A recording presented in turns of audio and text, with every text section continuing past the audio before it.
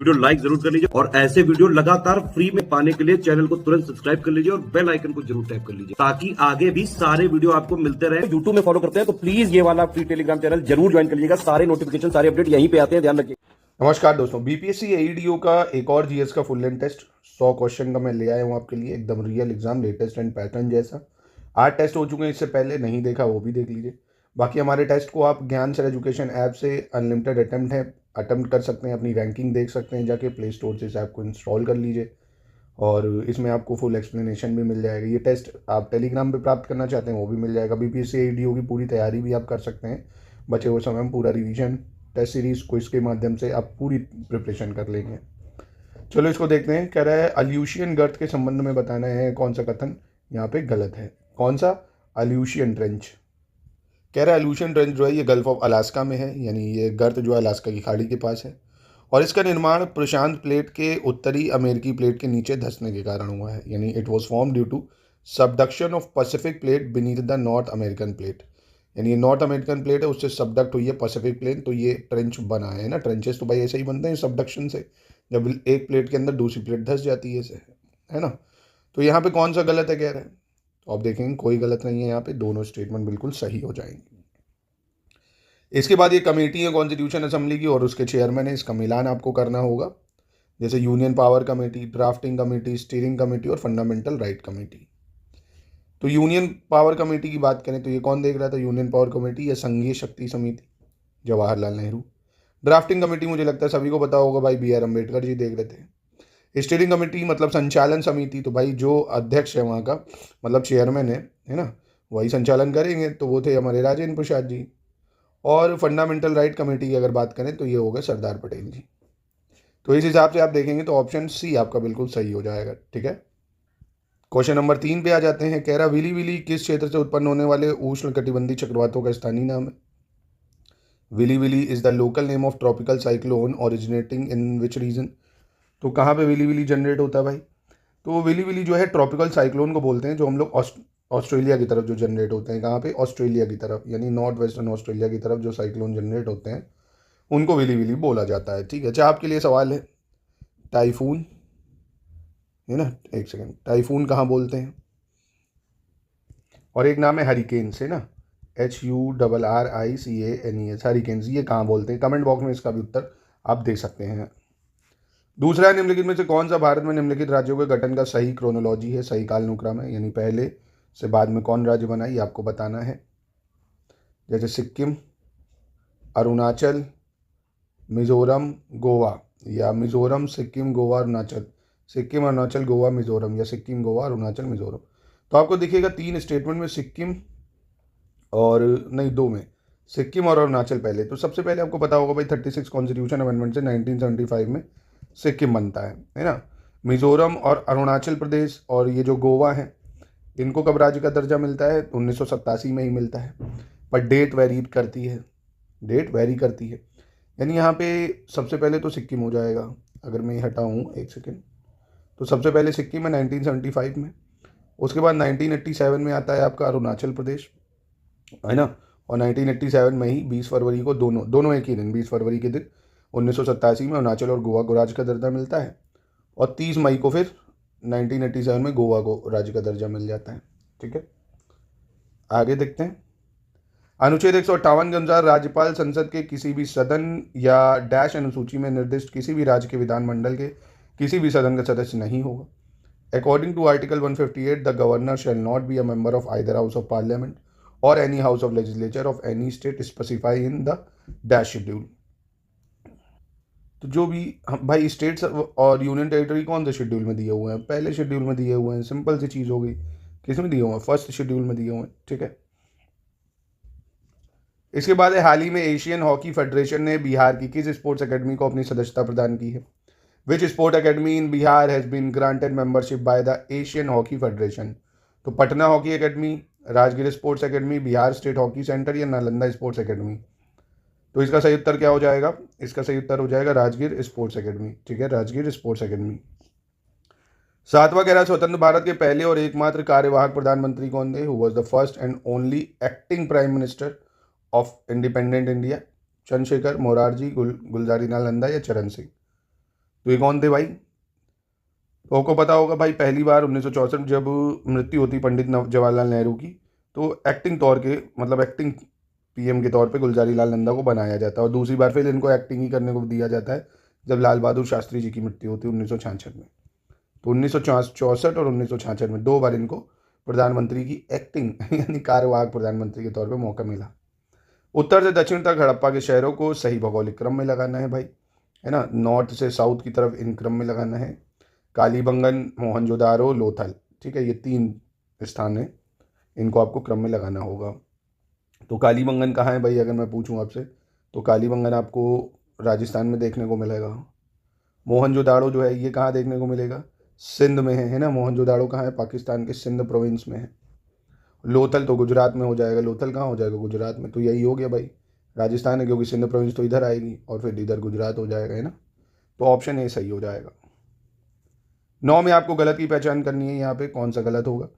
चंबल नदी जो है ये नागदा से निकलती है, नहीं, नागदा जो है चंबल नदी के किनारे है, आहाड़ बनास नदी के किनारे है, कुशीनगर हिरण्यवती नदी के किनारे, बाणगंगा नदी आलमगिरीपुर, मतलब ये शहर इन नदियों के किनारे बसे हैं, कौन सा इसमें से गलत है। तो ये आप देखेंगे जो आलमगिरीपुर है उत्तर प्रदेश में, ये मेरठ में है आलमगिरीपुर, ये मेरठ के शहर में सिंधु घाटी सभ्यता की आप देखेंगे सबसे पूर्वी स्थल भी कह सकते हो। सिंधु घाटी जो सभ्यता उसका सबसे पूर्वी स्थल आलमगिरीपुर था, उसके बाद जो आपकी हड़प्पन सभ्यता वो एग्जिस्ट नहीं करती थी, यहीं तक उनका एंड पॉइंट था, ठीक है। तो ये कौन सी नदी के किनारे था, तो ये आपकी जो हिंडन नदी है, आलमगिरीपुर हिंडन नदी के किनारे, ठीक है। हिंडन जो है वो यमुना की सहायक नदी है, यमुना की ट्रिब्यूटरी है, तो आलमगिरीपुर हिंडन नदी के किनारे, ठीक है। इसके बाद है क्रिप्टन के बारे में निम्नलिखित में से कौन सा कथन गलत है, ये बताना है। Which of the following statement about krypton is incorrect.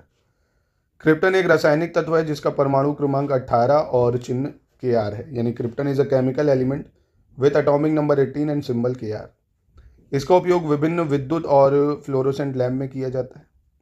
Krypton समूह 18 से संबंधित है और क्रिप्टन गैस हवा से लगभग 3 गुना भारी है।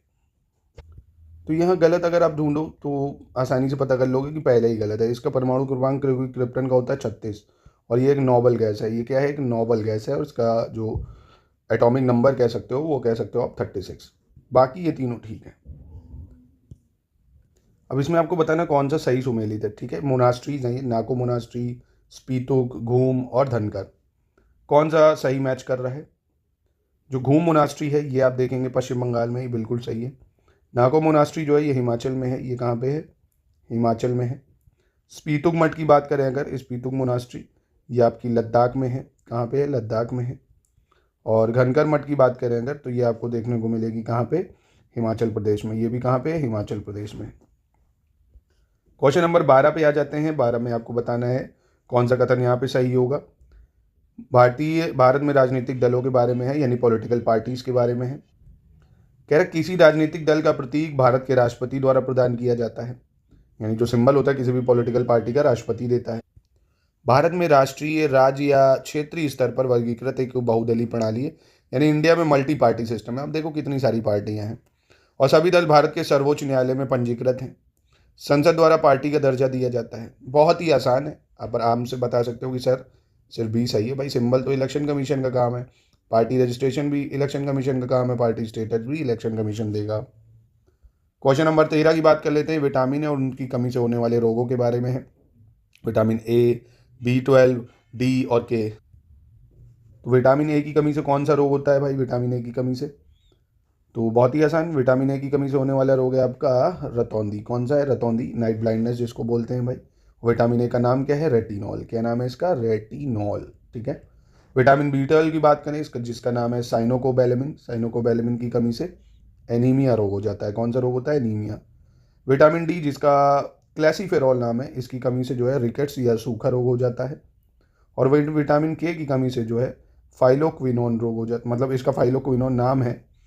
इसकी कमी से कौन सा रोग हो जाता है भाई, इसकी कमी से हो जाता है चोट लगने के कारण अत्यधिक रक्तस्राव, यानी ऑप्शन बी सही हो जाएगा।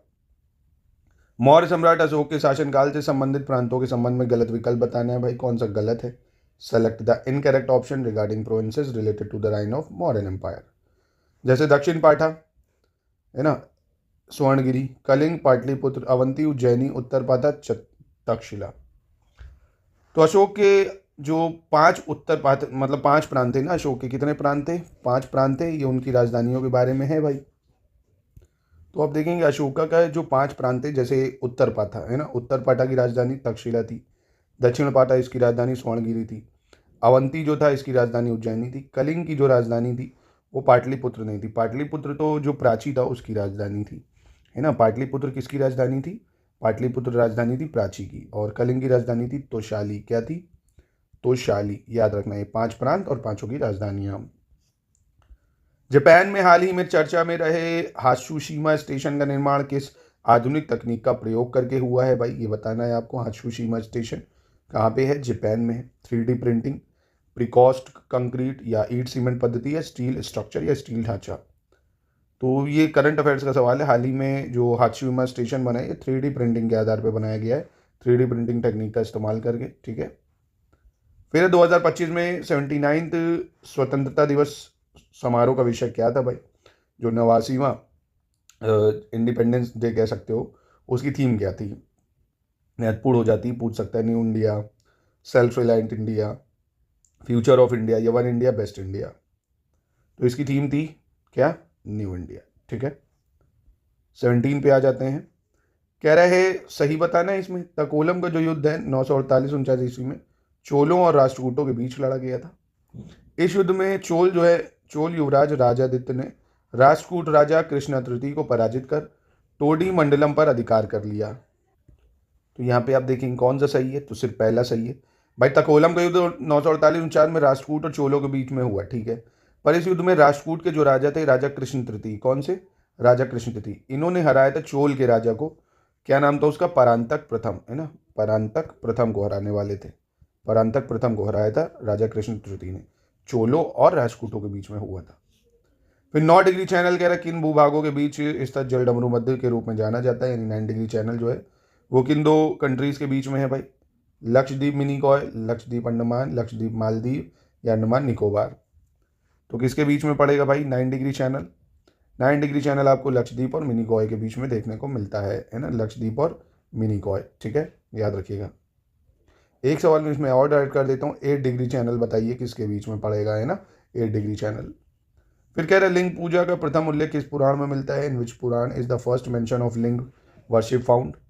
विष्णु पुराण, मत्स्य पुराण, शिव पुराण। लिंग पूजा का उल्लेख हमें किस में देखने को मिलेगा? तो लिंग पूजा का हमें देखने को मिलता है मत्स्य पुराण में। किसमें? मत्स्य पुराण में, ठीक है। फिर कह रहा है दक्षिण पूर्व एशियाई देशों में कौन सा देश पूर्णतः स्थलरुद्ध है? Which South East Asian countries completely landlocked? Laos, Cambodia, Malaysia या थाईलैंड। तो आप ये देख सकते हो, ये देखो लाओस दिख रहा है आपको, है ना। ये लैंडलॉक, लैंडलॉक मतलब स्थलरुद्ध है कि आप मतलब उसके तट पे समुद्र नहीं है, ये समझ लो, उसी को लैंडलॉक बोल देते हैं ना। तो यहाँ सिंपल सा उत्तर हो गया लाओस। चलिए 21 देख लेते हैं। प्रधानमंत्री नरेंद्र मोदी द्वारा बिहार में प्रारंभ किए गए बिहार राज्य जीविका निधि साख सहकारी संघ लिमिटेड योजना का प्रमुख उद्देश्य निम्नलिखित में से क्या है भाई? विच of the following is the main objective of Bihar state Jeevika Nidhi credit cooperatives United limited scheme launch in Bihar by prime minister Modi? ग्रामीण महिला उद्योग को ऋण सुविधा उपलब्ध कराना, कृषि उत्पादों के निर्यात को प्रोत्साहित करना, ग्रामीण क्षेत्रों में आधारभूत संरचना का निर्माण या सूक्ष्म वित्त संस्थाओं का विस्तार करना। तो क्या होगा इसका सही उत्तर? Providing credit facilities to rural women entrepreneur, यानी ग्रामीण महिला उद्यमियों को ऋण सुविधा प्रदान करना। इसके बाद है लोधी वंश के शासकों का सही कालानुक्रम क्या है? What is the correct chronological order of ruler of Lodhi dynasty? Bahlol Lodhi, Ibrahim Lodhi, Sikandar Lodhi या सिकंदर बहलोल इब्राहिम, इब्राहिम बहलोल सिकंदर या बहलोल सिकंदर इब्राहिम लोधी। तो इसका सही उत्तर क्या हो जाएगा भाई? देखो सबसे पहला तो है बहलोल लोधी, है ना। सबसे पहला कौन है? बहलोल लोधी। इसका टाइम पीरियड भी अगर आप याद करना चाहते हो तो 1451 से 1489 तक रहता है बहलोल लोधी। फिर इसके बाद सिकंदर लोधी आता है 1489 से लंबा चलेगा, 1517 तक चलेगा। फिर इब्राहिम लोधी आ जाएगा 1517 से 1526 के बीच में, ठीक है। फिर है पिंक टाडा मार्गरिटो फेरा। क्या है? पिंक टाडा मार्गरिटा फेरा प्रजाति का सामान्य नाम क्या है भाई? ये बताना है आपको। White lipped pearl oyster, black lipped pearl oyster या गोल्ड लिप्ड पर्ल ऑयस्टर या fresh water pearl oyster.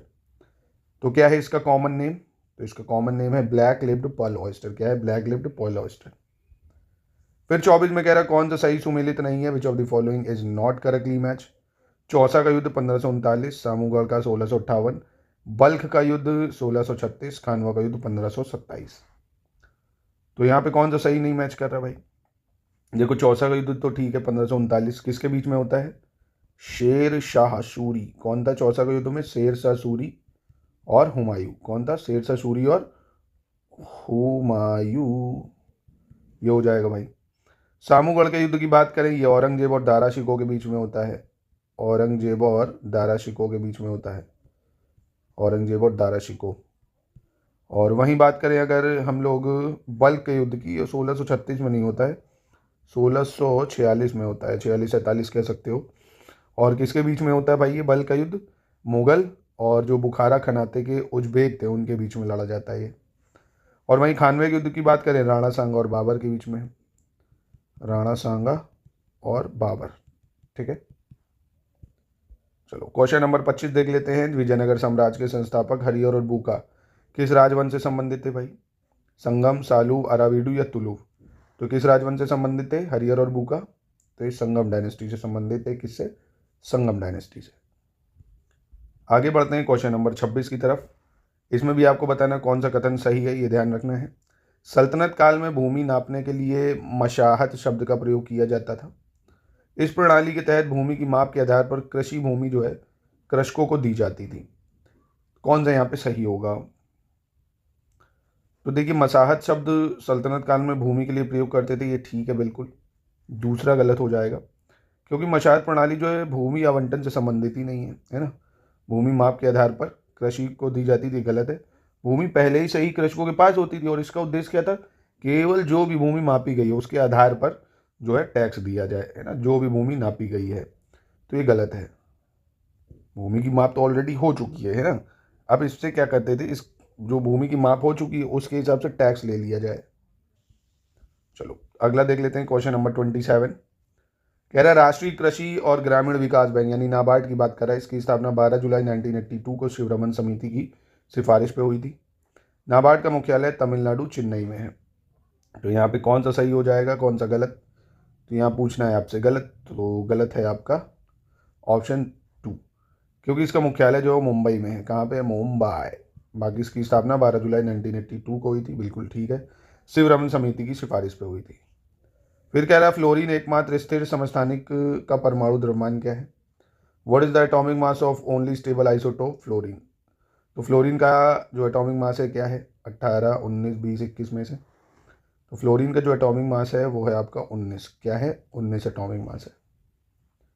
Question number 29 देख लेते हैं। अणुव्रत सिद्धांत का प्रतिपादन किसने किया था भाई? Anuvrat doctrine was propounded by Mahayana Buddhism, Hinayana Buddhism, Jainism या लोकायत? तो जो अनुव्रता सिद्धांत था ये किसका है? अनुव्रता महाव्रतास, ये जैन धर्म के सिद्धांत है ना। जो 24वें तीर्थंकर थे ना महावीर, उन्होंने अनुव्रत सिद्धांत का प्रतिपादन करा था, महावीर स्वामी।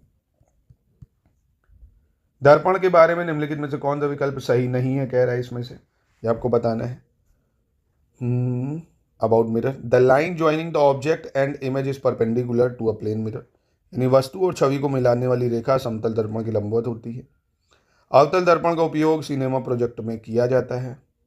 दर्पण की परावर्तक सतह के मध्य बिंदु को दर्पण का ध्रुव कहा जाता है और उत्तल दर्पण को अभिसारी दर्पण भी कहा जाता है, यानी a convex mirror is also called a converging mirror. तो यहाँ पे कौन सा सही नहीं होगा? तो यहाँ पे आप देखेंगे ऑप्शन डी गलत है। यहाँ उत्तल दर्पण जो है ये अभिसारी नहीं होता है, ये कैसा होता है? अपसारी होता है। अगर इंग्लिश में मैं बात करूँ, कन्वर्जिंग ना होके डाइवर्जिंग होता है ना। कैसा होता है? डाइवर्जिंग होता है। वहीं कॉनकेव मिरर जो होता है, कॉनकेव मिरर वो कन्वर्जिंग मिरर होता है। ठीक है, याद रखना आप। और दोस्तों बीपीएससी एडीओ में बचे हुए जो दिन है आपके एग्जाम के क्योंकि पोस्टपोन हो चुका है, उसमें एससीएस का सिलेक्शन मटेरियल उससे आप पढ़ के, रिकॉर्डेड वीडियो से पढ़ के, एसएससी जो एससीएस की पेड क्विज है उससे प्रैक्टिस कर लीजिए, टेस्ट सीरीज से प्रैक्टिस कर लीजिए, पूरा रिवीजन आपका हो जाएगा। बार बार आपको कोई समस्या नहीं देखनी पड़ेगी, है ना।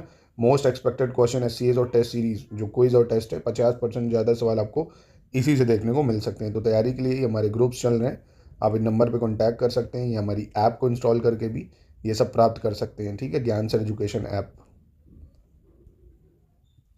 अब इसमें कह रहा है विश्व प्रेस स्वतंत्रता सूचकांक 2025 में भारत का स्थान क्या है, प्रेस फ्रीडम इंडेक्स 2025 में, ठीक है, काफ़ी इंपॉर्टेंट है, याद रखना आप।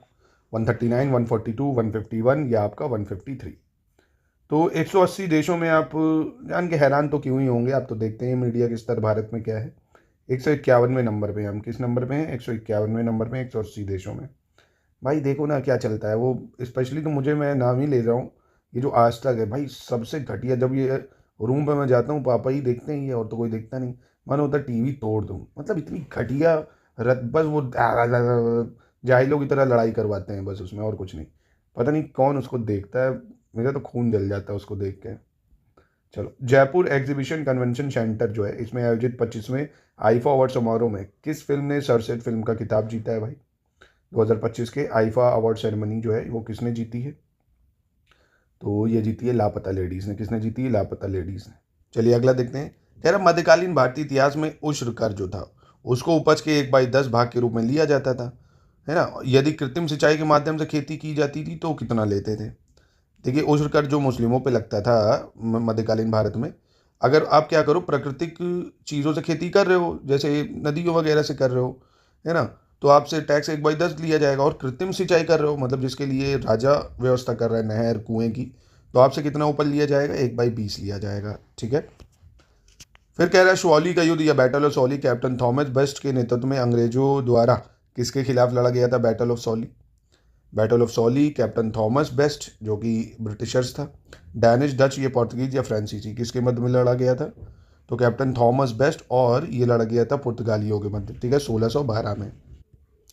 चलिए अगला देखते हैं। दुनिया में स्थायी रूप से बसे हुए सबसे ठंडे स्थानों में से एक वर्खो यांसो है। यहाँ सर्दियों का जो तापमान है आप देखेंगे -67.8 डिग्री तक पहुँच जाता है ना। यह स्थान कहाँ पे है, तो बहुत ही आसान है, पता होगा ये आपको, रशिया में। भाई आप टेम्परेचर देख रहे हो -67.8, रूह कांप जाए। चलो अगला देखते हैं। कह रहा है निम्नलिखित जंतुओं के उपसंगों को उनके संगत उदाहरणों, जो उदाहरण है उनके आधार पर सुमेलित करना है। उपसंग और ये उदाहरण है, ठीक है, जैसे हेक्सापोडा और क्रस्टेसिया, मीरियापोडा और चेलिसेराटा, और ये उसके उदाहरण है। तो हेक्सापोडा जो सब फाइलम है ये किसका एग्जाम्पल हो जाएगा, हेक्सापोडा सब जो हेक्साफोटा है ये हो जाएगा मस्कीटो का एग्जाम्पल। और फिर क्रस्टेसिया की बात करें तो ये हो जाएगा आपका डेफनिया। और मीरियोपोडा की बात करें तो ये हो जाएगा आपका मिलीपीड। और वहीं आपका चेलिसेराटा की बात करें तो ये हो जाएगा आपका लिमूलस, ठीक है, यानी ऑप्शन सी सही हो जाएगा आपका। चलो क्वेश्चन नंबर 37 पे आ जाते हैं। कह रहा 1 जुलाई 2025 को बिहार सरकार ने मुख्यमंत्री प्रतिज्ञा योजना की शुरुआत की, जिसके तहत 18 से 25 वर्ष की आयु के युवाओं को इंटर्नशिप के दौरान आर्थिक सहायता प्रदान की जाती है। इसमें 12वीं पास युवाओं को इंटर्नशिप के दौरान प्रतिमाह कितने रुपए की सहायता प्रदान की जाती है। जो 12वीं पास युवा हैं तो इनको प्रतिमाह कितनी सहायता मिलती है, इनको प्रतिमाह दिए जाते हैं 4,000 रुपये। कितने रुपए दिए जाते हैं, 4,000 रुपये, ठीक है। फिर सड़क परिवहन और राजमार्ग मंत्रालय द्वारा जारी वार्षिक रिपोर्ट 2024-25 के अनुसार बिहार राज्य में राष्ट्रीय राजमार्गों की कुल लंबाई क्या है भाई। What is the total length of national highways in state of Bihar as per annual report 24-25 release by ministry of road transport and highways. तो इसके लिए कितने, मतलब कितने किलोमीटर का है ये, तो ये है 6,132 किलोमीटर का। कितना है, 6,132 किलोमीटर का। अगला देख लेते हैं। तख्ते बही जो है ये क्या है भाई, व्हाट इज तख्ते बही। भारत में हिंदू मंदिर, बांग्लादेश में मस्जिद, पाकिस्तान में बौद्ध मठ परिसर या अफगानिस्तान में महल। तख्ते बही क्या है भाई, तो तख्ते बही जो है पाकिस्तान में एक बौद्ध मठ परिसर है, वो है तख्ते बही ना, पाकिस्तान में है ये, खैबर पख्तूनख्वा प्रांत में बौद्ध मठ है ये, ठीक है। मथुरा कला शैली में मुख्य रूप से किस प्रकार के पत्थर का उपयोग किया जाता है। Which type of stone was mainly use in the Mathura school of art. Red sandstone, granite, marble या लाइमस्टोन। किसका इस्तेमाल करते हैं मथुरा कला शैली में, लाल बलुआ पत्थर का, किसका, रेड सैंडस्टोन का। चलिए क्वेश्चन नंबर 41 देख लेते हैं। अर्थशास्त्र में स्टैगफ्लेशन को कैसे परिभाषित किया जाता है। स्टैगफ्लेशन क्या होता है भाई, low inflation, slow economic growth, low unemployment. High inflation, slow economic growth, high unemployment. High inflation high economic growth high unemployment, या low inflation high economic growth low unemployment. तो क्या होगा इसका सही उत्तर? स्टैगफ्लेशन का मतलब क्या होगा? देखिए, स्टैगफ्लेशन का मतलब हो जाता है हाई इन्फ्लेशन, बहुत ज़्यादा महंगाई हो गई है, इकोनॉमिक ग्रोथ एकदम शो हो गई है, अब महंगाई ज़्यादा है, स्लो इकोनॉमिक ग्रोथ है, और अनएम्प्लॉयमेंट यानी बेरोजगारी भी बहुत ज़्यादा होती है इसमें। ठीक है, फिर कह रहे हैं निम्नलिखित में से किस पुस्तक में 1857 के विद्रोह को सुनियोजित स्वतंत्रता संग्राम कहा गया है? Revolt of 1857 a planned freedom struggle बोला गया है। किस पुस्तक में ये कहा गया भाई? The Indian mutiny of 1857, the great uprising of India 1857, India war of independence 1857, या 1857 फजाइट्स ऑफ द ग्रेट रिवॉल्ट। बताइए कौन सा सही होगा? तो इसमें आप देखेंगे इंडियन वॉर ऑफ इंडिपेंडेंस 1857 में इसको अ प्लैंड फ्रीडम स्ट्रगल की संज्ञा दी गई है। ठीक है, और ये जो है ये 1857 के विद्रोह को सुनियोजित स्वतंत्रता संग्राम वीडी सावरकर की ही पुस्तक है ये, the Indian war of independence, है ना, विनायक दामोदर सावरकर। शरीर में कह रहा है लाइसिन अमीनो एसिड का मुख्य कार्य क्या है भाई? What is the main function of lysine amino acid in the body? यह कैल्शियम अवशोषण और कोलेजन गठन में सहायता करता है, यह पाचन में सहायता करता है, यह शरीर को ऊर्जा प्रदान करता है, या उपयुक्त में से कोई नहीं। तो मेन फंक्शन क्या है भाई लाइसिन अमीनो एसिड का बॉडी में? तो it adds in calcium absorption and collagen formation, यानी ये कैल्शियम अवशोषण और कोलेजन गठन में सहायता करता है, कैल्शियम अवशोषण और कोलेजन गठन में सहायता करता है। 44 देखते हैं, आर्य समाज के संदर्भ में बताना कौन सा यहाँ पे कथन सही होगा। कंटेक्स्ट ऑफ आर्य समाज, इसमें मूर्ति पूजा का विरोध किया गया है, यह पुनर्जन्म और मोक्ष को मान्यता देता है, इसमें अवतारवाद को मान्यता दी गई है। तो क्या सही उत्तर हो जाएगा इसमें? इट अपोज आइडल वर्शिप, यानी मूर्ति पूजा का विरोध करता है, यह पुनर्जन्म और मोक्ष को मान्यता देता है, ठीक है। अवतारवाद को मान्यता दी गई है, ये गलत है आर्य समाज में, तो यानी पहला दूसरा सही है। और एक मैं अगर आपसे और ऐड कर दूं क्या? चलिए रहने नहीं दो। आर्य समाज की स्थापना करी किसने? आर्य समाज की स्थापना ये तो मुझे लगता है सभी को पता होगा, स्वामी दयानंद सरस्वती, है ना, स्वामी दयानंद सरस्वती। ठीक है, मूर्ति पूजा का तो विरोध इन्होंने करा था और वेदों को ही जो सर्वोच्च सत्य था ये बताया था। बिहार का 113वां स्थापना दिवस 22 मार्च 2025 को किस विषय के साथ मनाया गया भाई? 113 foundation day of Bihar was celebrated on 22 March 2025 with the theme of आत्मनिर्भर बिहार, समृद्ध बिहार, सशक्त बिहार, उन्नत बिहार, विकसित बिहार, हरित बिहार या स्वच्छ बिहार। तो ये किसके विषय के साथ मनाया हमने? ये मनाया उन्नत बिहार विकसित बिहार, है ना, उन्नत बिहार विकसित बिहार। क्वेश्चन 46 देखते हैं, नदी और उसके किनारे बसे शहर के संबंध में निम्नलिखित में से कौन सा युग्म जो है वो गलत होगा, है ना। विच of the following pair is incorrect regarding a river and a city situated on it's bank? तो बोन, कायरो, न्यूयॉर्क, वियना, कौन सा यहाँ पे मैच नहीं कर रहा है भाई? तो आप देखेंगे जर्मनी में है जो बोन, ये राइन नदी के किनारे है, और कायरो की बात करें इजिप्ट का, ये नील नदी के किनारे, ठीक है। न्यूयॉर्क जो है ये हडसन नदी के किनारे, ये भी सही हो जाएगा। वियना ऑस्ट्रिया की जो राजधानी है ऑस्ट्रिया की, ये वोल्गा में नहीं है, ये डेन्यूब नदी के किनारे है, डेन्यूब रिवर। 47 भारत की पहली सेमीकंडक्टर नीति 2022-27 किस राज्य सरकार द्वारा प्रस्तुत की गई थी? Which state government presented India first semiconductor policy 2022-27? Gujarat, Maharashtra, Tamil Nadu या कर्नाटक? तो ये करी गई थी गुजरात सरकार के द्वारा, ठीक है। भारत के स्वतंत्रता संग्राम की निम्नलिखित घटनाओं का उनकी संबंधित तिथियों से मिलान करें और नीचे दिए गए कूट का प्रयोग करना है। जैसे नमक सत्याग्रह कब हुआ, जलियांवाला बाग कब हुआ, भारत छोड़ो आंदोलन कब हुआ, असहयोग आंदोलन कब हुआ? तो बहुत ही आसान, देखिए नमक सत्याग्रह की अगर बात करें तो ये होता है भाई दांडी मार्च, वही 12 मार्च 1930 से। जलियांवाला बाग हत्याकांड ये 13 अप्रैल 1919। भारत छोड़ो आंदोलन 8 अगस्त 1942। असहयोग आंदोलन 1 अगस्त 1920, ठीक है, यानी ऑप्शन डी सही हो जाएगा इसके आधार पे। 49 देख लेते हैं, इसमें कह रहा है विश्व खाद्य कार्यक्रम यानी वर्ल्ड फूड प्रोग्राम के बारे में कौन सा कथन यहाँ पे सही नहीं होगा? वर्ल्ड फूड प्रोग्राम इसका मुख्यालय जिनेवा स्विट्जरलैंड में है। वर्ल्ड फूड प्रोग्राम की स्थापना 19 दिसंबर 1961 को हुई थी। वर्ल्ड फूड प्रोग्राम संयुक्त राष्ट्र की खाद्य सहायता शाखा है और वर्ल्ड फूड प्रोग्राम को 2020 का नोबेल शांति पुरस्कार दिया गया था। तो कौन सा यहाँ पे सही नहीं है भाई? तो विश्व खाद्य दिवस या विश्व खाद्य जो कार्यक्रम है या वर्ल्ड फूड प्रोग्राम, इसका जो मुख्यालय है ये इटली में है, रोम में है ना, इटली के रोम में है। रोम रोम भाइयों भैया। चलिए क्वेश्चन नंबर 50 देख लेते हैं। निम्नलिखित में से कौन सा विकल्प 1857 के विद्रोह का आर्थिक कारण नहीं माना जाता है? Which of the following option is not considered economic cause of revolt of 1857? Heavy taxation यानी भारी कराधान, decline in the protection of artisans and handicraftman यानी कारीगरों हस्तशिल्पों के लिए संरक्षण में कमी, भारतीय कपास के लिए बाजार की उपलब्धता में वृद्धि यानी increase in the availability of markets for Indian cotton, और कृषि भूमि पर बढ़ता दबाव increase pressure on agriculture land. भाई यही गलत है ना, भारतीय कपास के लिए बाजार की उपलब्धता में increase the availability of markets for Indian cottage, मतलब इंडियन कॉटन। भाई ये तो यही करते थे ना, यहाँ से जो रॉ मटेरियल था एक्सपोर्ट करते थे, वहाँ ब्रिटिश मशीनियों के द्वारा उसको बना के वापस यहाँ लाते थे हैवी ड्यूटीज इम्पोज करके, है ना, इंडियन क्लोथ्स पे। तो ये था। चलो अगला देख लेते हैं क्वेश्चन 51।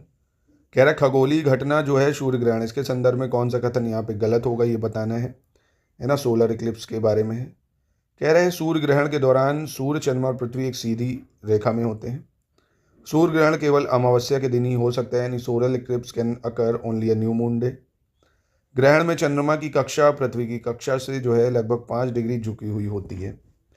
तो यहाँ पे कौन सा आपका गलत हो जाएगा? तो यहाँ आप देखेंगे कोई गलत नहीं है, तीनों स्टेटमेंट बिल्कुल आपके यहाँ सही हो जाएंगे, ठीक है। 52 कह रहा है ब्रह्मपुत्र नदी के बारे में बताना, कौन सा कथन यहाँ पे सही होगा ब्रह्मपुत्र नदी के बारे में?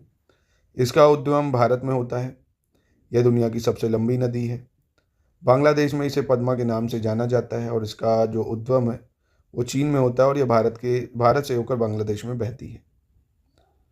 तो कौन सा कथन यहाँ पे सही हो जाएगा? देखिए यहाँ पे सिर्फ सही है ये कि बांग्लादेश में इसको पद्मा कहते हैं, ब्रह्मपुत्र को क्या कहते हैं? पद्मा। भाई ब्रह्मपुत्र का जो स्थान है जहाँ से वो ओरिजिनेट होती है वो तिब्बत से होती है ना, तिब्बत प्लेट्यू से होती है, और तिब्बत में इसको यारलुंग सैंगपो बोला जाता है, ठीक है। और तिब्बत से निकलती है, फिर अरुणाचल, तिब्बत से निकलते हुए अरुणाचल में प्रवेश करती है, शियांग दिहांग नाम से जानते हैं। अरुणाचल में इसको किस नाम से जानते हैं? शियांग या दिहांग भी बोलते हैं, है ना। असम में इसको ब्रह्मपुत्र कहते हैं, जब ये असम में एंटर करती है वहाँ पे इसको ब्रह्मपुत्र कहते हैं, ठीक है। और जैसे ही बांग्लादेश में जाती है, बांग्लादेश में जमुना नाम से बोला जाता है इसको, मतलब जमुना नाम से प्रवाहित होगी और अंत में पद्मा जो है उसमें मिल जाती है, तो इसे बेसिकली पद्मा कह सकते हो आप। चलिए अगला देखते हैं। कह रहा है हाइड्रोमीटर का आविष्कार किसने किया था, जिसका उपयोग तरल पदार्थों के गुणों जैसे घनत्व या विशिष्ट गुरुत्व को मापने के लिए किया जाता है? भाई who invented hydrometer which is use to measure the properties of liquid such as density और specific gravity? तो एंटोनी लावोइसर या हाइपोटिया, आंद्रे मैरी एम्पियर या ऑटो वॉन गुएरिक? तो हाइड्रोमीटर का आविष्कार किसने करा? तो हाइड्रोमीटर का आविष्कार करा हाइपेटिया ने, ठीक है। हाइपेटिया हाइड्रोमीटर, ऐसे याद रख लो, हाई, ठीक है। इसके बाद कह रहा है प्लास्टर ऑफ पेरिस का रासायनिक संयोजन सूत्र क्या है? What is the chemical formula of plaster of Paris? CaCO3.2H2O, CSO3.2H2O, CSO4.2H2O या CSO4.12H2O? तो प्लास्टर ऑफ पेरिस का रासायनिक संयोजक सूत्र क्या है आपका? CSO4.12H2O। क्या हो जाएगा? CSO4.12H2O। अगला देख लेते हैं। भारतीय प्रधानमंत्री नरेंद्र मोदी ने हाल ही में असम के गोलाघाट जिले के नामूलीगढ़ में दुनिया के पहले बांस से एथेनॉल बनाने वाले संयंत्र का उद्घाटन किया है। इस परियोजना की अनुमानित लागत कितनी है भाई, है ना? Indian prime minister Narendra Modi recently inaugurated world first bamboo based ethanol plant in Numaligarh, ठीक है, असम में। तो इसकी कीमत क्या है? तो इसकी कीमत है 5,000 करोड़ रुपए। कितने? 5,000 करोड़, ठीक है। 56 देख लेते हैं। कजाकिस्तान में आयोजित 16वीं एशियाई निशानेबाजी चैंपियनशिप 2025 में जूनियर महिला एयर पिस्टल में स्वर्ण पदक किसने जीता है भाई? Who won the gold medal in junior women air pistol at 16th Asian Shooting Championship, Kazakhstan? Rashmika Sehgal, Manu Bhaker या हीना सिद्धू या आपका ईशा सिंह? तो ये जीता है किसने भाई? रश्मिका सहगल, ठीक है।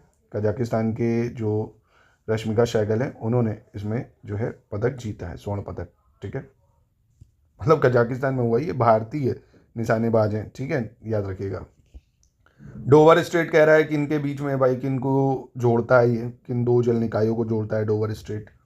इंग्लिश चैनल अटलांटिक महासागर को, उत्तरी सागर बाल्टिक सागर को, इंग्लिश चैनल उत्तरी सागर को, अटलांटिक महासागर या उत्तरी सागर को। तो स्ट्रेट ऑफ डोवर जो है किसको कनेक्ट करता है? तो ये कनेक्ट करता है इंग्लिश चैनल और नॉर्थ सी को, ठीक है, इंग्लिश चैनल और उत्तरी सागर को जोड़ता है ये। 28 देखते हैं, इजराइल की भूमि जो है या इजराइल की भूमि सीमा निम्नलिखित में से किन दो देशों से मिलती है?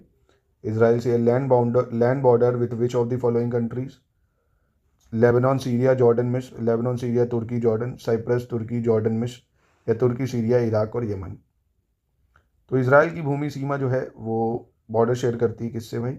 एक तो लेबनान सीरिया जॉर्डन और मिस्र, ठीक है, लेबनान सीरिया जॉर्डन इजिप्ट, ठीक है। ये तो न्यूज़ में इजराइल कितना रहता है ये तो इम्पॉर्टेंट है ही, और आपको आता भी होगा, आपने हज़ारों बार इसका मैप देखा होगा, नहीं देखा तो एक बार देख लेना। नीम का कह रहा, नीम का पेड़ अपने औषधि गुणों के लिए जाना जाता है, ये किस वनस्पति परिवार से भाई? नीम ट्री भाई मेडिकली कितना फेमस है, मतलब कितना इंपॉर्टेंट है आपको पता होगा। ये बिलोंग करता है किस बोटेनिकल फैमिली से? फेबेसी, रोसेसी या सोलानेसी या मेलियासी। तो ये नीम का पेड़ जो है ये है आपका मेलियासी बोटेनिकल फैमिली से, ठीक है, किससे? मेलियासी वनस्पति परिवार से। मानव विकास सूचकांक या ह्यूमन डेवलपमेंट इंडेक्स 2025 की रिपोर्ट के अनुसार भारत 193 देशों में कौन से स्थान पर आता है भाई? ह्यूमन डेवलपमेंट इंडेक्स में भारत कौन से स्थान पे है? तो यहाँ भी हम काफ़ी ज़्यादा पीछे ही हैं, है ना। यहाँ पे हम पढ़ेंगे 130 नंबर पे, किस पे हैं? 130 नंबर पे हैं 193 देशों में। प्रेस फ्रीडम में भी देखो 151 में थे ना, अभी बताया, और ह्यूमन डेवलपमेंट इंडेक्स में और पीछे हैं 130 नंबर पे। हाल ही में समाचारों में रही मिस्टी योजना का मुख्य उद्देश्य क्या है भाई? मिस्टी स्कीम का मैंग्रोव का पुनरुद्धार, तटीय क्षेत्रों में पर्यटन को बढ़ावा देना, गहरे समुद्र में मछली पकड़ने को बढ़ावा देना, या भारत में नए बंदरगाहों की स्थापना करना। तो मिस्टी योजना किस लिए आई है? तो मिस्टी योजना देखिए, जितने भी भारत के कोस्टल एरियाज हैं यहाँ पे रिस्टोरेशन ऑफ मैनग्रोव्स है ना, मैनग्रोवों का संरक्षण पुनरुद्धार करने के लिए ये योजना बनाई गई है। चलिए अगला देखते हैं। और दोस्तों बीपीएससी एईडीओ का जो भी समय बचा है, अगर आप पूरा रिवीजन करना चाहते हैं बहुत कम समय में, पूरा रिवीजन इंपॉर्टेंट टॉपिक्स के साथ कर सकते हैं जो एग्ज़ाम के लिए ज़रूरी है, पूरा एससीए सिलेक्शन मटेरियल और रिकॉर्डेड वीडियो से आप पूरा रिवीजन कर सकते हैं। प्रैक्टिस के लिए हमारा जो बीपीएससी एईडीओ का पेड क्विज है उसको लगाइए, अपना टेस्ट सीरीज़ को लगाइए, आपका शानदार रिवीजन हो जाएगा, है ना। इन नंबर पर कॉन्टैक्ट करके आप ये ले सकते हैं। ये हमारी ऐप भी है, ज्ञान sir education app, play store से आप इसको भी इंस्टॉल करके टेस्ट और रिकॉर्डेड क्लासेस वहाँ पे मिल जाएंगी, पढ़ सकते हैं पूरा। चलिए देखते हैं, गणतंत्र दिवस 2025 कह रहा जो है, इसमें किस राज्य को सर्वश्रेष्ठ झांकी का पुरस्कार दिया गया है? जो परेड हुई थी रिपब्लिक डे 2025 की, किसको सर्वश्रेष्ठ पुरस्कार मिला था? यूपी, केरल, त्रिपुरा, आंध्र प्रदेश में। तो सर्वश्रेष्ठ झांकी का पुरस्कार मिला था उत्तर प्रदेश को, है ना। महाकुंभ 2025 की जो है वो बाकायदा इसमें दिखाया गया था, तो यूपी को मिला था। इसके बाद इसमें गलत का पहचान करनी है, कौन सा गलत होगा? सत्येंद्र प्रसाद सिन्हा वर्ष 1920 में बिहार उड़ीसा प्रांत के गवर्नर के रूप में नियुक्त होने वाले पहले भारतीय थे। सत्येंद्र प्रसाद सिन्हा 1909 के अधिनियम के बाद वायसराय की कार्यकारी परिषद में सदस्य के रूप में शामिल होने वाले पहले भारतीय थे। कौन सा यहाँ पे गलत होगा कह रहे हैं? तो यहाँ पे कौन सा गलत है? कोई गलत नहीं है, दोनों स्टेटमेंट यहाँ पे आपको सही देखने को मिलेंगे। 64 कह रहा है, why are mitochondria called the powerhouse of the cell? Mitochondria को कोशिका का पावर हाउस क्यों कहा जाता है भाई? यह ग्लूकोज के रूप में ऊर्जा संग्रहित करता है, इसमें एक ही झिल्ली होती है और यह कोश की गतिविधियों को नियंत्रित करता है, यह श्वसन के माध्यम से ऊर्जा उत्पन्न करता है, generate energy ATP through respiration, यह कोशिका के लिए आवश्यक प्रोटीन का उत्पादन करता है। तो माइटोकॉन्ड्रिया को कोशिका का पावर हाउस करते हैं क्योंकि ये श्वसन के माध्यम से ऊर्जा उत्पन्न करता है, यानी जनरेट करता है एनर्जी थ्रू रेस्पिरेशन, ठीक है।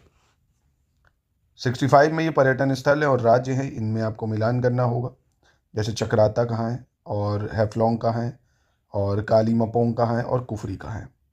तो मुझे लगता है कुछ नहीं पता, चक्राता तो पता होगा आपको, बहुत ही खूबसूरत उत्तराखंड में पड़ेगा ये चक्राता। ए पे 2 जगह दिख रहा है, ये 2 ऑप्शन तो हट गए।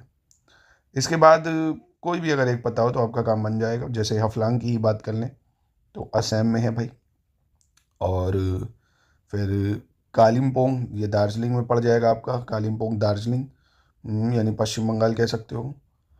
और बच गया आपका कुफरी, ये हो गया आपका हिमाचल प्रदेश, ठीक है, यानी सी हो जाएगा आंसर। 66 कह रहा है चिल्का झील किस तटीय क्षेत्र में पाई जाती है? Chilika lake is located in which coastal region? Chilika lake कहाँ पे है? कर्नाटक तट में, मालाबार, कोंकण या उत्तरी सरकार तट? तो चिलिका लेक कहाँ पे पड़ेगी भाई? उड़ीसा में है ना, नदन सिरकट कोस्ट पे पड़ेगी ना, नदन सिरकट कोस्ट पे। महाराष्ट्र राज्य में भारत का पहला अंडर वाटर संग्रहालय निम्नलिखित में से किस युद्धपोत के इर्द गिर्द विकसित किया जा रहा है? India's first under water museum is being developed around which of the following worship in the state of Maharashtra? INS गुलदार, विक्रांत, विराट या सुमित्रा? तो ये कहाँ पे बनाया जा रहा है? भारत का पहला अंडर वाटर संग्रहालय महाराष्ट्र के जो है महाराष्ट्र में बनाया जा रहा है। INS गुलदार जो है ना, इसको लेके, ठीक है, किसके इर्द गिर्द? युद्धपोत के इर्द गिर्द विकसित किया जा रहा है, INS गुलदार के। फिर कह रहा है सर्वप्रथम किस मुगल शासक ने पटना में सिक्का ढालने के लिए टकसाल की स्थापना की थी? Which Mughal ruler first establish a mint for minting coin in Patna? Babar, sorry Babar कह रहा हूँ, ये लिखा ही गलत है ना, इसलिए हो गया, माफ़ कीजिएगा, बाबर कर लीजिए इसको, है ना। अकबर, हुमायूं, जहांगीर। तो किस मुगल शासक ने पटना में सिक्का ढालने के लिए टकसाल की स्थापना की थी? तो ये था वन एंड ओनली अकबर, ठीक है। अकबर का शासनकाल कितना रहता है? 1556 से 1605। फिर कह रहा हाल ही में माउंट एल्ब्रूज पर चढ़ने वाले सबसे कम उम्र के पर्वतारोही तेगबीर सिंह बने हैं। और माउंट एल्ब्रूज किस महाद्वीप की सबसे ऊंची पर्वत चोटी है? तो माउंट जो एल्ब्रूज है वो किसकी सबसे ऊंची चोटी है? Mount Elburz is the highest peak in which continent?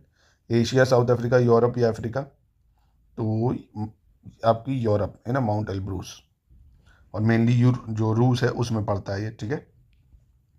फिर कह रहा है निम्नलिखित में से कौन सा विकल्प तरल पदार्थ के घनत्व के संबंध में सही होगा?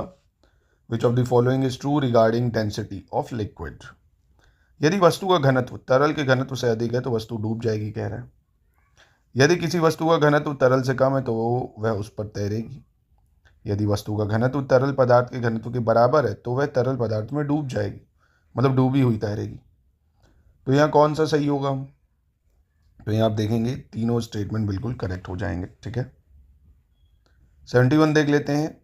बिहार के प्रसिद्ध स्मारक और उनके संबंधित जो जिले हैं वो मिलान करना है आपको, स्मारक और ये जिला। जैसे हसन खान सूरी का मकबरा, शाह दौलत का मकबरा, बख्तियार खान का मकबरा, इब्राहिम बया का मकबरा। तो बहुत ही आसान है, आइए मिलाते हैं इसको। जैसे हसन खान सूरी का मकबरा, ये जो है बिहार शरीफ स्थान है, यहाँ पे देखने को मिलेगा आपको। और शाह दौलत का मकबरा ये आपका हो जाएगा, नहीं एक सेकंड, ऐसा क्यों, एक सेकंड माफ़ कीजिएगा, हसन शरीफ का मकबरा शाहसही राम हो जाएगा आपका। और वहीं शाह दौलत के मकबरे की बात करें ये आपका मनेर हो जाएगा, बख्तियार खान का मदुरना हो जाएगा, इब्राहिम बया का मकबरा बिहार शरीफ, है ना। यानी 1 2 3 4 ही यहाँ पे ठीक हो जाएगा आपका। अगला देख लेते हैं। कह रहा निम्नलिखित में से कौन सी दर या अनुपात भारतीय रिजर्व बैंक की मौद्रिक और ऋण नीति के अंतर्गत नहीं आता है? Which of the following rate is not a part of monetary and credit policy of RBI? Bank rate, repo rate, foreign currency exchange rate या रिवर्स रेपो रेट? तो कौन नहीं आएगा इसके अंतर्गत? तो देखिए bank rate, repo rate, reverse repo rate ये सब आता है। फॉरेन करेंसी एक्सचेंज ये नहीं आता है ना, ये तो जो फॉरेन एक्सचेंज मैनेजमेंट वगैरह है उसके अंतर्गत आएगा, क्योंकि ये मॉनेटरी पॉलिसी का पार्ट नहीं होता है। कह रहा है इसमें से आपको बताना है 73 में कौन सा गलत होगा। दूसरी पंचवर्षीय योजना का जो मॉडल है हेरोड-डोमर मॉडल, जो सोवियत मॉडल से प्रेरित था। इस योजना के दौरान 1956 की औद्योगिक नीति प्रस्ताव को अपनाया भी गया था भाई, जो इंडस्ट्रियल पॉलिसी रेजोल्यूशन था 1956 उसको भी अडॉप्ट किया गया था। तो यहाँ पे इनकरेक्ट कौन सा हो जाएगा भाई? बहुत ही आसान है भाई। हेरोड-डोमर मॉडल जो था ये पहला 5 ईयर प्लान था, दूसरा तो जो था वो महालनोबिस प्लान था भाई, है ना, महालनोबिस प्लान था। तो इसलिए ये तो गलत हो गया, पहला गलत है, दूसरा सही हो जाएगा। 74 यूकैरियोटिक कोशिकाओं में नाभिकीय आवरण की 2 झिल्लियों के बीच के स्थान को क्या कहते हैं भाई? What is the space between the two membranes of the nuclear envelope in eukaryotic cell called? तो reticular space, intra membrane space, somatic space या आपका पेरिन्यूक्लियर स्पेस, क्या बोलते हैं भाई इसको? यूकैरियोटिक कोशिकाओं में नाभिकीय आवरण की 2 झिल्लियों के बीच जो स्पेस होता है उसको क्या बोलते हैं? पेरिन्यूक्लियर स्पेस, ठीक है, पेरिन्यूक्लियर स्पेस। फिर कह रहा है CFC जो है इसका एक पर्यावरण अनुकूल विकल्प माने जाने वाले जो साइक्लोपेंटेन, इसका रासायनिक सूत्र क्या है भाई? What is the chemical formula of cyclopentane? C3H6, C4H8, C5H10। तो बहुत ही आसान है भाई, आपने स्कूल में IUPAC जब पढ़ाया गया होगा, केमिस्ट्री में आपने पढ़ा होगा, है ना, कि भाई meth, eth, prop, but, pent, hex, hept, oct, non, dec, है ना। यानी एक कार्बन होता था तो मेथ, दो कार्बन है तो एथ, तीन कार्बन है तो प्रॉप, चार कार्बन है तो ब्यूट, पांच कार्बन है तो पेंट, छः है तो हेक्स, सात है तो हेप्ट हो गया, है ना। तो ऐसे देखो, पांच कार्बन है, पांच कार्बन ये है तो ये हो गया पेंट, है ना। यानी आपका फॉर्मूला क्या हो गया, ये C5H10, ठीक है, साइक्लोपेंटेन। 76 कह रहा है निम्नलिखित में से कौन सी पहाड़ी पूर्वी घाट और पश्चिमी घाट के मिलान बिंदु पर स्थित है भाई? कौन सी हिल है जो ईस्टर्न घाट और वेस्टर्न घाट के मीटिंग पॉइंट पे है? अन्नामलाई, नीलगिरी, कार्डेमोम या शेवरॉ हिल्स? तो क्या हो जाएगा इसका सही उत्तर भाई? तो बहुत ही आसान है, ये है आपकी नीलगिरी हिल्स। कौन सी हिल्स? नीलगिरी हिल्स, ठीक है। मुख्य रूप से तमिलनाडु राज्य में है ये। बाकी ऐसे तो इसकी सबसे ऊंची चोटी भी एग्जाम में पूछ सकता है, तो नीलगिरी पहाड़ी की सबसे ऊंची चोटी कौन सी, अच्छा अगर पूछ ले तो डोडा बेटा हो जाएगी, डोडा बेटा, है ना। नहीं तो नीलगिरी ऐसे केरल, कर्नाटक, तमिलनाडु तीन में फैली हुई है, मुख्य रूप से आपको देखने को मिलेगी तमिलनाडु में, और इसकी सबसे ऊंची चोटी है डोडा बेटा। इसके बाद है नागार्जुन सागर परियोजना किस नदी पे है भाई? On which river is Nagarjuna Sagar project located? Bhadra, Bhima, Godavari या कृष्णा?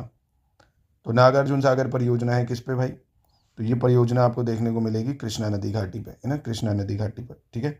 आंध्र प्रदेश और तेलंगाना के बॉर्डर पे है, आंध्र प्रदेश और तेलंगाना, इनके बॉर्डर पर ये परियोजना देखने को आपको मिलेगी। मुगल शासक अकबर के दौरान के 9 रत्नों में से एक संगीतकार तानसेन किस संगीत वाद्य यंत्र बजाने के लिए प्रसिद्ध थे भाई? Tansen, one of the Navratnas in the court of Mughal ruler Akbar, was famous for playing which musical instrument? Rudra veena, sitar, santoor या आपका नादस्वरम? तो इसका सही उत्तर क्या हो जाएगा भाई? रुद्र वीणा। क्या हो जाएगा? रुद्र वीणा।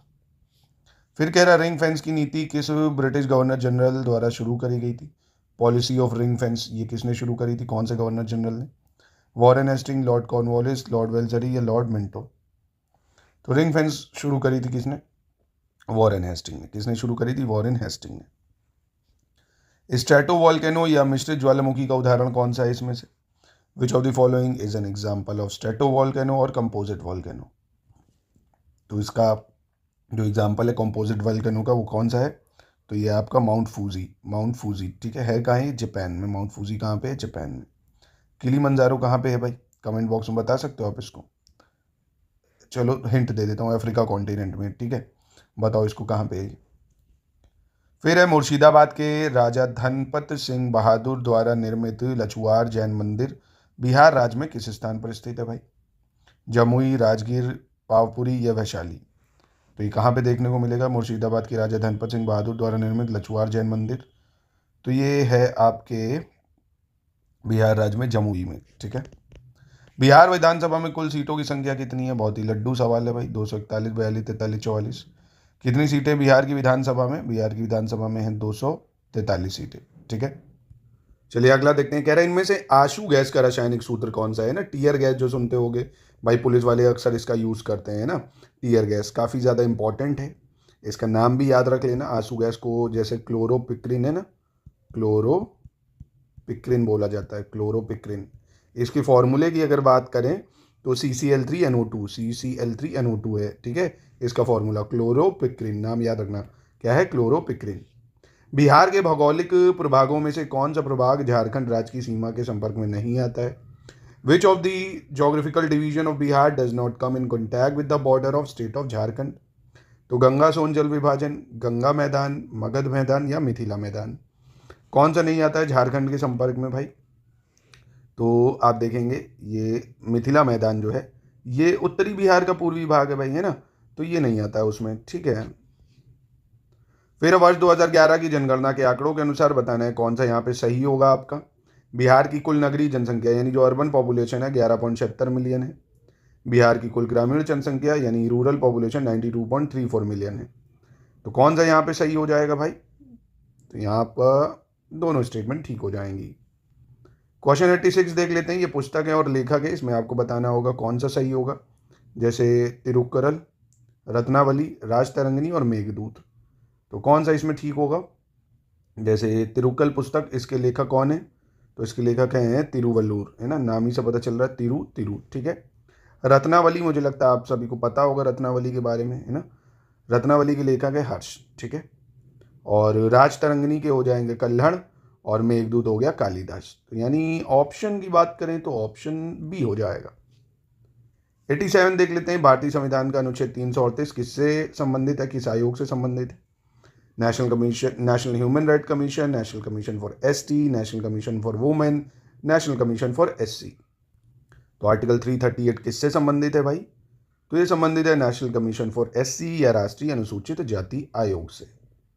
वहीं फिर बात करते हैं, इसमें से कह रहा है कौन सा सही सुमेलित नहीं है। ये इंस्ट्रूमेंट है और ये वेदर पैरामीटर, जैसे मृदा थर्मामीटर, ये मृदा तापक्रम, एनीमोमीटर विकिरण, वर्षा मापी वर्षा की मात्रा नापता है, और वात दिग्दर्शक यानी वेदर वेन विंड डायरेक्शन। कौन सा इसमें से सही मैच नहीं कर रहा है ये आपको बताना होगा भाई। जैसे सॉइल थर्मोमीटर है, सॉइल का टेम्परेचर नापता है, और वहीं एनीमोमीटर जो है ना, ये विंड की स्पीड नापता है। क्या नापता है? स्पीड नापता है विंड की, है ना, विंड स्पीड नापता है एनीमोमीटर। तो ये गलत हो जाएगा यहाँ पे, बाकी ये तीनों ठीक है। 89 कह रहा कावेरी नदी विवाद में कौन से राज्य या केंद्र शासित प्रदेश शामिल है, ये आपको बताना है। कावेरी वाटर डिस्प्यूट जो है, इसमें कौन कौन से जो स्टेट हैं शामिल हैं? महाराष्ट्र, कर्नाटक, तमिलनाडु, केरल, तमिल पुडुचेरी, तमिल कर्नाटक केरल, कर्नाटक तमिल केरल पुडुचेरी। तो कौन से स्टेट शामिल है इसमें भाई? कर्नाटक, तमिलनाडु, केरल, पुडुचेरी, ठीक है। चलिए 90 देख लेते हैं, क्वेश्चन नंबर 90। बिहार राज्य सरकार द्वारा वर्ष 2019 में शुरू की पत्रकार सम्मान पेंशन योजना के अंतर्गत वर्तमान में उन्हें कितनी पेंशन दी जाती है? How much pension is currently given to them under the journalist Samman pension scheme launch by the Bihar state government? 3,000, 6,000, 10,000 या 15,000? कितनी पेंशन दी जाती है? तो 15,000 रुपये दी जाती है इसमें। चलिए दोस्तों, एक बार और अंतिम बार आपको मैं बता दूं, हमारे SCS पेड क्विज को अगर आप लेना चाहते हैं, मोस्ट एक्सपेक्टेड, देखिए इसमें सवाल लगभग 1800 से 2000 सवालों की प्रैक्टिस इसमें आपको कराएंगे, और टेस्ट सीरीज़ भी आपको मिल जाएगी 20 की। इनको जरूर प्रैक्टिस कर लीजिएगा एग्जाम से पहले। 50 से 60% सवाल आपको इससे देखने को मिलेंगे, है ना। और इन दोनों को ज्वाइन कर लीजिए और आपको मिल जाएगा, डिस्काउंट भी हो जाएगा जो, ठीक है। इन नंबर पर कॉन्टैक्ट कर सकते हैं, या ऐप में भी आपको हमारे मिल जाएगा, ज्ञान सर एजुकेशन ऐप। निम्नलिखित पठारों में से किसे अंतः पर्वतीय पठार माना जाता है भाई? इंटर माउंटेन प्लेट्यू किसको माना जाता है? तिब्बत पठार, अरेबिया पठार, या भारतीय प्रायद्वीपीय पठार, या ब्राजीलियन पठार? इंटर माउंटेन प्लेट्यू कौन सा है भाई? अंतर पर्वतीय पठार। तो इंटर माउंटेन है तिब्बत प्लेट्यू, है ना, जो चारों तरफ से पहाड़ों से घिरा हुआ है, इसीलिए उसको इंटर माउंटेन बोलते हैं। फिर ये मंदिर और स्थान है, कौन सा मंदिर कहाँ पे है ये आपको बताना है। जैसे खजुराहो, तिजारा, वेंकटेश्वर और लिंगराज मंदिर। तो खजुराहो मंदिर बहुत ही फेमस, पता होगा आपको, MP में है भाई। तिजारा मंदिर राजस्थान में है, तिजारा मंदिर। वेंकटेश्वर मंदिर ये आंध्र प्रदेश में हो जाएगा, और लिंगराज मंदिर उड़ीसा में हो जाएगा। ऑप्शन बी सही हो जाएगा। ऑस्ट्रेलिया में स्थित माउंट न्यूमैन क्षेत्र किस खनिज के विशाल भंडार के लिए जाना जाता है भाई? Mount Newman region in Australia is known for its vast reserve of which mineral? Copper, bauxite, iron और या मैंगनीज? तो न्यूमैन जो माउंटेन है ये किस खनिज के लिए प्रसिद्ध है? तो ये है आपका लॉयस्क या आयरन ओर के लिए। फिर कह रहा है अगला, कार्कोरस कैप्सुलरिस किस फसल का वैज्ञानिक नाम है? क्या नाम है? Corchorus capsularis is the scientific name of which crop? कपास, नारियल, जूट या आपका शॉल? तो ये है आपका जूट, है ना, किसकी? जूट की साइंटिफिक नेम है ये। पर्यावरण और पारिस्थितिकी के संदर्भ में निम्नलिखित में से कौन सा समुदाय का सही अर्थ है ये बताना है। जैसे एक ही प्रजाति के जीवों की जो संख्या होती है, कह रहा उसको ये सही है, या विभिन्न प्रजातियों की आबादी की का संयोजन, आसपास के अजैविक कारक, या उपयुक्त में से कोई भी नहीं। Population of organism of the same species, मतलब पॉपुलेशन बोलते हैं organism of same species. Combination of population of different species, surrounding abiotic factors. तो देखिए कम्युनिटी की बात करें अगर, कम्युनिटी या समुदाय क्या होता है भाई? क्या है समुदाय? सिंपल सी शब्दों में भाई, डिफरेंट स्पीशीज का जो कॉम्बिनेशन है जनसंख्या में। जैसे भारत में हिंदू कम्युनिटी, मुस्लिम कम्युनिटी, क्या है? हर कम्युनिटी के लोग हैं ना।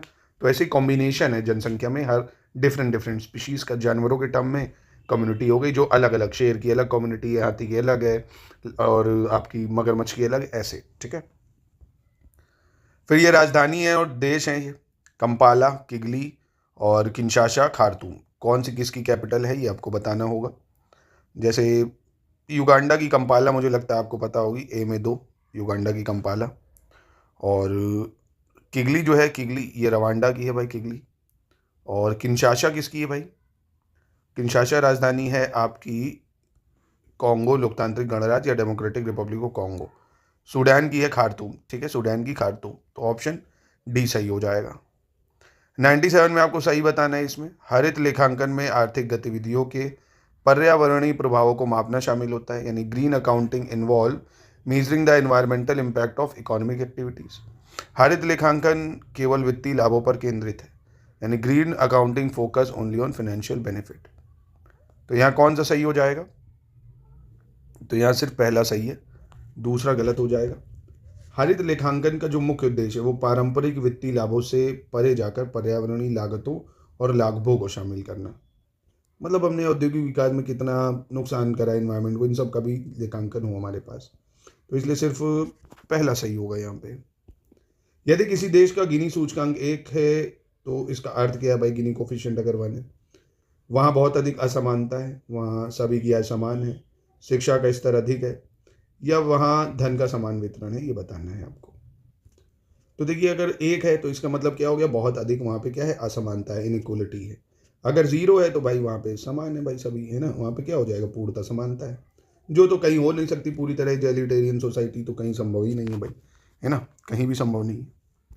संयुक्त राष्ट्र महासभा द्वारा 2021 से 30 की अवधि को किस रूप में घोषित किया गया है ना? 2021 से 30 के पीरियड को यूनाइटेड नेशन जनरल असेंबली ने क्या घोषित किया है?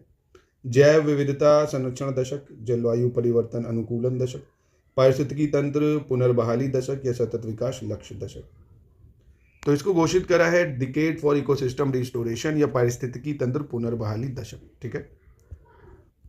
कह रहे छत्तीसगढ़ राज्य में स्थित भारत के किस बायोस्फीयर रिजर्व को यूनेस्को द्वारा मान्यता प्राप्त हुए भाई? डिब्रू साइखोवा, अगस्त्यामलाई, दिहांग दिबांग, या आपका अचनाकमार अमरकंटक। क्या होगा इसका सही उत्तर? ये बताना है कमेंट बॉक्स में आपको, मैं ही बता देता हूँ। इसका है अचनाकमार अमरकंटक। क्या हो जाएगा? अचनाकमार अमरकंटक, क्योंकि डिब्रू साइखोवा तो असम में है भाई, है ना, ये कहाँ पे? असम में है। और अगस्त्यामलाई केरल और तमिलनाडु में पड़ जाएगा, आपका बॉर्डर पे केरल और तमिलनाडु। दिहांग दिबांग आपको पता ही है भाई, ये कहाँ पे है? दिहांग और दिबांग अरुणाचल प्रदेश में। तो ये हो गया आगे, ठीक है।